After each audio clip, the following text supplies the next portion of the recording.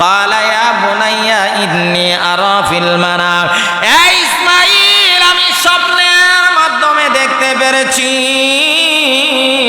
আমি ইব্রাহিম তোমাকে আল্লাহর রাস্তা কোরবানি করতেছি, তোমাকে কোরবানি করার স্বপ্ন দেখছি। আবার তোমার মতামত কি? ইন্নী আযবাহুকা, আমি স্বপ্নের মাধ্যমে দেখতে পেরেছি রে ইসমাঈল তোমাকে কোরবানি করতেছি। এবার ইসমাঈল আলাইহিস সালাতু ওয়াস সালামের কাছে বাবা অনুমতি চাইলেন। এবার তোমার সিদ্ধান্ত কি? তোমার রায় কি? আমি স্বপ্ন দেখছি তোমাকে কোরবানি করার, এবার তোমার মতামত কি? তোমার সিদ্ধান্ত কি? তোমার রায় কি? এবার সন্তান বলে, ইব্রাহিম বলেন ফানজুর মাযা তারা, তোমার মতামত কি? তোমার রায় কি? এবার সন্তান বলেন ক্বালা ইয়া আবাতি ফাআল মা তুমার, পয়গম্বর ইব্রাহিম বাবা যদি আপনি স্বপ্ন দেখে থাকেন, আপনি হলেন আল্লাহর পয়গম্বর, স্বপ্ন মানি হলো কি আল্লাহর নির্দেশ, তাহলে আল্লাহ যদি আপনাকে হুকুম করে থাকে আমি ইসমাঈলকে কোরবানি করার, তাহলে ফাফাল মা তুমার, আপনি কেন গো আল্লাহর বিধান পালন করতে বিলম্ব করতেছেন? আল্লাহর হুকুম পালন করতে আপনি কেন দেরি করতেছেন? ফাফাল মা তুমার, আল্লাহ আপনাকে নির্দেশ দিয়েছে, অতএব সেটা আপনি তাড়াতাড়ি বাস্তবায়ন করুন, তাড়াতাড়ি বাস্তবায়ন করুন। সাতাজিদুনি ইনশাআল্লাহু মিনাস সাবিরিন।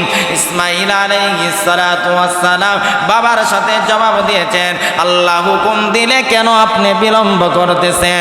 2 নম্বর জবাব দিয়েছেন সাতাজিদুনি ইনশাআল্লাহু মিনাস সাবিরিন। এ বাবা ইব্রাহিম, আল্লাহ যদি আপনাকে হুকুম করে থাকে সেটা তাড়াতাড়ি বাস্তবায়ন করুন। সাতাজিদুনি ইনশাআল্লাহু মিনাস সাবিরিন, আমি ইসমাঈলকে ধৈর্যশীলদের অন্তর্ভুক্ত পাবেন, অর্থাৎ আমি ইসমাঈল আল্লাহর বিধান বাস্তবায়ন করতে আমি নিজেও রাজি আছি। সুবহানাল্লাহ। বাবা বলছে সন্তান ইসমাঈলকে তোমাকে কোরবানি করব। সন্তান জবাব দিয়েছে, বাবা বলছে ফানজুর মাযা তারা, হয় ইসমাঈল তোমার রায় কি? তোমার মতামত কি? তোমার সিদ্ধান্ত কি? সন্তান যেমন বাবা তেমন সন্তান। সন্তান জবাব দিয়েছে ফাফাল মা তুমার, বাবা যদি আল্লাহ আপনাকে নির্দেশ করে থাকে আমি ইসমাঈলকে কোরবানি করতে আল্লাহর সন্তুষ্টর জন্য, আল্লাহকে রাজি খুশি করার জন্যে, আল্লাহকে পাওয়ার জন্যে, আল্লাহর হুকুম পালন করতে আপনি কেন বিলম্ব করতেছেন? আপনি কেন দেরি করতেছেন? অতএব আপনি তাড়াতাড়ি করে আমাকে জবাই করে আল্লাহর বিধান বাস্তবায়ন করে দেন। সুবহানাল্লাহ বলেন। মুসলমান, বর্তমান পৃথিবীতে যদি কোনো বাবা সন্তানকে বলে তোর জবাই করুন, সন্তান পাল্টা জবাব দিলে তোকে আগে ছুরির তলে গলা ছুরি দিব, তোকে আগে জবাই করব। সন্তান জবাই করবেন, সন্তান আপনাকে আগে জবাই করবে। যেমন বাবা তেমন ছেলে, আপনিও যেমন হবেন আপনার সন্তান তেমন হবে। আপনি নামাজি হবেন, আপনার সন্তান নামাজি হবে। আপনি রোজাদার হবেন, আপনার সন্তান রোজাদার হবে। আপনি অন্যায়ের বিরুদ্ধে প্রতিবাদকারী হবেন, আপনার ঘরে যেটা জন্ম নিবে সেটাও অন্যায়ের বিরুদ্ধে প্রতিবাদ করার সন্তান হবে। কথা ঠিক কিনা বলেন? আপনি যেমন হবেন, আম গাছ আমই ধরে বড়ি ধরে না, যেমন গাছ তেমন ফল। আপনি হারাম পন্থায় চলবেন, আপনি মানুষের প্রতি জুলুম করবেন, অন্যায় করবেন, অবিচার করবেন, আপনার ঘরে যেটা জন্ম নিবে সেটাও অন্যায় আর অবিচার করবে, এটাই বাস্তবতা।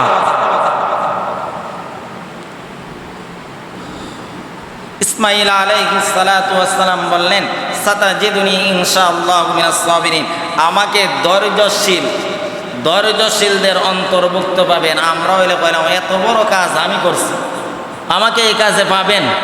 তিনি এই কথা বললেন নাই, তিনি বলেন যে ধৈর্যশীল, অর্থাৎ আমি যে কাজটা করতেছি আমার চাইতে আরো বড় বড় কাজ পৃথিবীতে অনেকেই এমন কাজ কোরবানি করেছে আল্লাহকে পাওয়ার জন্য, আর আপনিও আমাকে ধৈর্যশীলদের অন্তর্ভুক্ত পাবেন। অর্থাৎ যারা আল্লাহর পরীক্ষায় সবর করেছেন তাদের মধ্যে আমি একজন ইসমাঈল।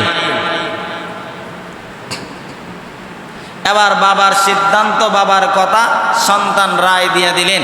এবার বিবি হাজারা আলাইহাস সালাতু ওয়াস সালামকে বললেন, ইসমাইলকে সাজায়া দাও। বিভিন্ন রিওয়ায়াত, বিভিন্ন ঐতিহাসিকদের মতে বিভিন্ন কথা আছে।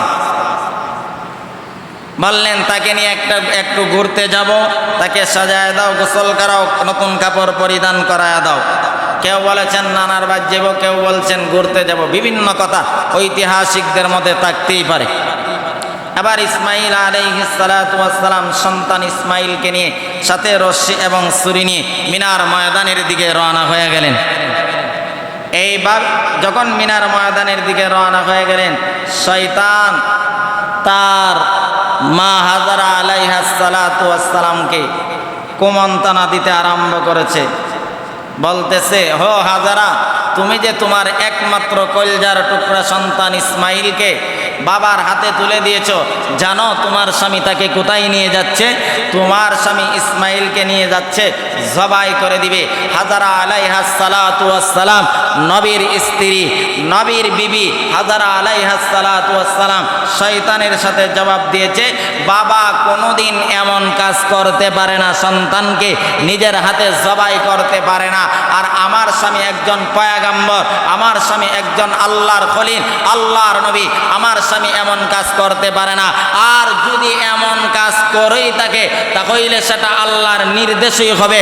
আর আমার সন্তান ইসমাইলকে জবাই করার হুকুম যদি আল্লাহ দিয়ে থাকে, নির্দেশ দিয়ে থাকে, তাহলে আমি তো গর্বিত মা, আমার সন্তান আল্লাহর রাস্তা জীবন দিবে, আল্লাহর রাস্তা কোরবানি করবে, কোরবানি হবে। আমি হাজারা কিয়ামতের ময়দানে আল্লাহর আদালতে দাঁড়াইয়া গর্ব করতে পারবো, আমার সন্তান ইসমাইলকে কোরবানি দিয়ে যদি আমার আল্লাহ সন্তুষ্ট হয়ে যায়, আমি হাজারা একটা সন্তান কেন, এমন হাজার সন্তান ইসমাইলের মতন যদি জন্মগ্রহণ করত, আর আল্লাহকে পাওয়ার জন্যে, আল্লাহকে খুশি করার জন্যে যদি হাজারটা আল্লাহর রাস্তা কোরবানি করে দিতে পারতাম, আমি হাজারার জীবন ধন্য হয়ে যাইত। সুবহানাল্লাহ বলেন।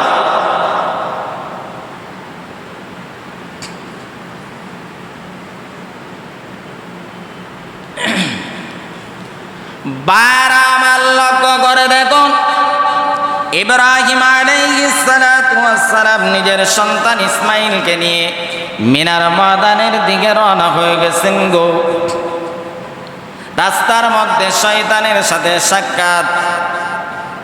এবার শয়তান ইসমাইল আলাইহিস সালাতু ইব্রাহিমকে কুমন্ত্রণা দিতে আরম্ভ করেছে। তারা ওই শয়তানকে বিতাড়িত করেছে 7টা পাথরের মাধ্যমে। আমার আল্লাহর কাছে এই কাজটা এমনভাবে পছন্দ হয়েছে গো, আল্লাহ রব্বুল আলামিন ওই কাজটাকে এমনভাবে কবুল করে নিয়েছে, কিয়ামত পর্যন্ত আনেওয়ালা যত হাজি সাবরা যাবে, ওই 7টা পাথর মারা শয়তানকে আমার আল্লাহ ওয়াজিব করে দিয়েছে। সুবহানাল্লাহ, ওয়াজ বুঝেননি? সুবহানাল্লাহ বলেন। বায়রামাত ইব্রাহিম আলাইহিস সালাতু ওয়াস সালাম নিজের সন্তান ইসমাইলকে নিয়ে মিনার ময়দানে গেলেন। ফালাম্মা আসলামা ওয়া তাল্লাহু লিল জাবিন, ইসমাইলকে মিনার ময়দানে শুয়াইলেন। এবার ইসমাইল আলাইহিস সালাতু ওয়াস সালাম বাবাকে ওয়াজ করে, নসিহত করে, হ্যাঁ বাবা, আমি গোলাম আপনার সন্তান, আপনি আমাকে জবাই করার আগে আপনার দুটোটা চক্ষু কাপড় দিয়া বেঁধে নিবেন, কারণ আপনার চোখ আমার চোখ যদি একসাথে হয়ে যায়, আপনি আমার প্রতি মায়া লাগতে যাইতে পারে, আর আল্লাহর বিধান বাস্তবায়ন করতে বিলম্ব হয়ে যাইতে পারে। আল্লাহর বিধান যদি বাস্তবায়ন করতে বিলম্ব হয়ে যায় গো, কিয়ামতের ময়দানে আপনি আল্লাহর খলিল, আল্লাহর আদালতে জবাব দিতে পারবেন না। 2 নাম্বার হলো, আপনি জবাই করার আগে আমার হাত পাগুলা বেঁধে নিবেন। আপনি যখন ছুরি চালাইবেন মরণের কষ্ট হবে, আর কষ্টর কারণে আমার হাত পাগুলা নড়াচড়া করতে পারে, আর হাত পাগুলা নড়াচড়ার কারণে যদি হাত পা পাগুলা আপনার শরীরে লেগে যায়, কিয়ামতের ময়দানে আমি ইসমাইল আল্লাহর আদালতে জবাব দিতে পারবো না। আল্লাহ যদি বলে ইসমাইল তোমাকে কোরবানি করতেছিল, মনে হয় তুমি রাজি ছিল না, যার কারণে তোমার হাত পাগুলা নড়াচড়া করেছে, কিয়ামতের ময়দানে আমি ইসমাইল আল্লাহর আদালতে জবাব দিতে পারবো না। হ্যাঁ বাবা ইব্রাহিম, আপনি আমার হাত পাগুলা বেঁধে নিবেন, আপনার চক্ষুগুলা বেঁধে নিবেন এবং আপনার কাপড়গুলা গুটায় নিবেন, আর আমার শরীরে যে কাপড়গুলা থাকবে রক্ত মাখা, ওই কাপড়গুলা আমার মার কাছে পৌঁছায় দিবেন। হে মুসলমান, ইসমাইল আলাইহিস সালাতু ওয়াস সালামকে নিয়ে ইব্রাহিম মিনার ময়দানে গেলেন। যাওয়ার পর পালাম্মা আসলামা ওয়া তাল্লাহু লিল জাবিন, সন্তানকে শোয়াইলেন। ইসমাইল চোখগুলা বেঁধে নিলেন, বাবার চোখগুলা বেঁধে নিলেন, সন্তানের হাত পাগুলা বেঁধে নিলেন। এবার ইব্রাহিম আলাইহিস সালাতু ওয়াস সালাম দাঁড়ালো ছুরি দিয়ে যখন ইসমাইলের গলার মধ্যে চালাইতে আরম্ভ করলেন, এই দৃশ্য আমার আল্লাহ দেখে কি দেখে না? ইসমাইলের গলার মধ্যে ছুরি চালাই বাবা, দৃশ্য আল্লাহ দেখে কি দেখে না? কথা বলে না ভাই, দেখে কি দেখে না? এবার আল্লাহ রাব্বুল আলামিন জিবরাইল আলাইহিস সালাতু ওয়াস সালামকে পাঠাইলেন জান্নাতি দুম্বা নিয়ে।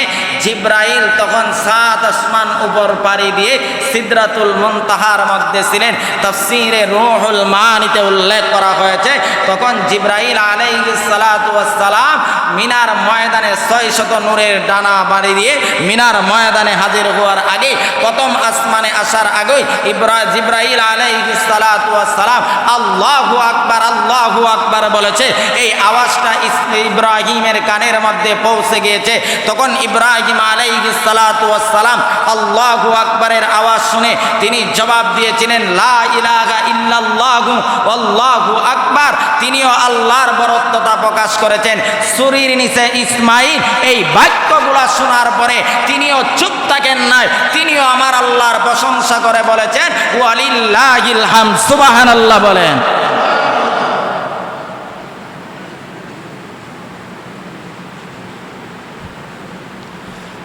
বারামাল লক্ষ্য করে দেখুন, আল্লাহর পয়গম্বর ইব্রাহিম আলাইহিস সালাতু ওয়াস সালাম যখন ছুরি চালাইবেন, জিবরাইল আল্লাহু আকবারের আওয়াজ দিয়েছে। ইব্রাহিম বলেছেন লা ইলাহা ইল্লাল্লাহু আল্লাহু আকবার। তিনিও আমার আল্লাহর বরত্বতা প্রকাশ করেছে। আর ইসমাইল ছুরির নিচে থাকা অবস্থায় তিনিও বলেছেন ওয়ালিল্লাহিল হামদ, আমার আল্লাহর প্রশংসা করেছে। এবার ইব্রাহিম আলাইহিস সালাতু ওয়াস সালাম নিজের সন্তানের গলার মধ্যে ছুরি চালায়। ছুরি এত দাঁড়ানো, আমি আপনাদের কাছে জানতে চাই ছুরি কার কথা শুনে? হ্যাঁ কথা বলেন না ভাই, ছুরিটা কার হুকুমে চলে? ও মুসলমান ভালো করে শোনো, তুমি আর আমি মালিকের সাথে গাদ্দারি করতে পারি, তুমি আর আমি মালিকের সাথে নিমুখ হারামি করতে পারি, তুমি আর আমি মালিকের অবাধ্যচরণ করতে পারি, আল্লাহর হুকুম না মানতে পারি। পৃথিবীতে যত মাখলুকাত আছে, যা কিছু আছে, আসমান জমিনের মধ্যে যা কিছু আছে, সব কিছু একমাত্র কার কথা শুনে? আরো জোরে বলেন, কার কথা শুনে? আল্লাহর কথা সবাই শুনে। আগুনও আল্লাহর কথা শুনে, সূর্য আল্লাহর কথা শুনে, কিন্তু আপনার মতন আমার মতন গাদ্দার আর নিমক হারাম ছাড়া পৃথিবীর সমস্ত মাখলুকাতরা একমাত্র আল্লাহর কথা শুনে। কথা ঠিক কিনা বলেন? আল্লাহর সাথে গাদ্দারি আপনি করতে পারেন, আমি করতে পারি, আল্লাহর হুকুম আপনি আর আমি না মানতে পারি। প্রত্যেকটা মাখলুক, প্রত্যেকটা জিনিস আমার আল্লাহর কথা শুনে। বারামাল লক্ষ্য করে দেখুন, এবার ইব্রাহিম আলাইহিস সালাতু ওয়াস সালামের ছুরিটা কেমন দাঁড়ানো ছিল তাফসীরে রূহুল মানিতে উল্লেখ করা হয়েছে। উনি যখন সন্তানের গলার মধ্যে ছুরি চালাইলেন, যখন কিচ্ছুই কাটেন না, রাগান্বিত হইয়া ছুরিটাকে এমনভাবে আছাড় মেরেছে, বিশাল একটা পাথর ছিল, ওই ছুরিটা গিয়া পাথরের উপর নিক্ষেপ হয়েছে, হইতে দেরি হয়েছে। বিশাল পাথরটা টুকরা টুকরা হইতে 1 সেকেন্ডও দেরি হয় না। তাহলে ছুরির দার কম ছিল না বেশি ছিল? ছুরি কার কথা চলে? হ্যাঁ, কার কথা চলে বলেন না ভাই, কার কথা চলে? এত চালানোর পরও একটা পশম পর্যন্ত ইসমাইলের কাটে নাই। ফালাম্মা আসলামা ওয়া তাল্লাহু লিল জাবিন ওয়া নাদাইনাহু আইয়া ইব্রাহিম। আল্লাহ রাব্বুল আলামিন এই দৃশ্য দেখার পর জিবরাইলকে দিয়ে জান্নাতি একটা বুরাক দিয়ে এবার একটা লোহার টুকরা দিয়ে ইসমাইলের কাছে প্রেরণ করেছে। ইসমাইলের পরিবর্তে দুম্বা জবাই করে দিয়েছে। আল্লাহ রাব্বুল আলামিন এই কথাগুলা কুরআনুল কারীমের মধ্যে বলেন, ফালাম্মা আসলামা ওয়া তাল্লাহু লিল জাবিন ওয়া নাদাইনাহু আইয়া ইব্রাহিম। হে ইব্রাহিম, আমি আল্লাহর উদ্দেশ্য তোমার সন্তান কোরবানি করা নয়, আমি আল্লাহর উদ্দেশ্য তোমার সন্তান জবাই করা নয়, বরং আমি আল্লাহর উদ্দেশ্য হলো তুমি ইব্রাহিমের অন্তরে ইসমাইলের মহব্বত বেশি নাকি আমি আল্লাহর মহব্বত বেশি সেটা দেখার জন্যে আমি আল্লাহ যা চেয়েছিলাম তা পেয়ে গেছি। সন্তান কোরবানি করতে হবে না, দুম্বাই জবা করে দিয়ে যাও। ওয়ানা দাইনা গো আইয়া ইব্রাহিম কাদ সাদ্দাকতার ইয়া ইন্না কাযালিকা নাজিল মুহসিনিন। ইব্রাহিম আলাইহিস সালাতু ওয়াস সালামকে আল্লাহ জানায়া দিলেন, কাদ সাদ্দাকতার রুইয়া, তুমি তোমার স্বপ্নকে বাস্তবায়ন করেছো, তুমি তোমার স্বপ্ন পূরণ করেছো। এবার আমি আল্লাহর পক্ষ থেকে তোমার পুরস্কার হলো ইন্না কাযালিকা নাজিল মুহসিনিন ওয়া ফাদাইনাহু বিযিবহিন আযীম। আমি আল্লাহর পক্ষ থেকে পুরস্কার তোমার জন্য জান্নাতি দুম্বা আমি আল্লাহ তোমার কাছে পাঠায়া দিয়েছি। ইব্রাহিম আলাইহিস সালাতু ওয়াস সালামকে আল্লাহ সন্তান জবাই করা আল্লাহর মাকসাদ ছিল না, আল্লাহর উদ্দেশ্য ছিল না। ওনার একটা ওই উদ্দেশ্য ছিল যে ইব্রাহিমের অন্তরে সন্তানের মহব্বত বেশি, পৃথিবীর জিনিসের মহব্বত বেশি নাকি আমি আল্লাহর মহব্বত বেশি সেটা প্রমাণ করা। প্রমাণ হিসাবে আল্লাহ ইব্রাহিমকে পরীক্ষা করলেন। ইব্রাহিম আলাইহিস সালাতু ওয়াস সালাম পরীক্ষার মধ্যে 1 নম্বরে উত্তীর্ণ হলেন। সুবহানাল্লাহ জোরে বলেন। কুল ইন্না সালাতি ওয়া নুসুকি ওয়া মাহইয়ায়া ওয়া মামাতি লিল্লাহি রাব্বিল আলামিন।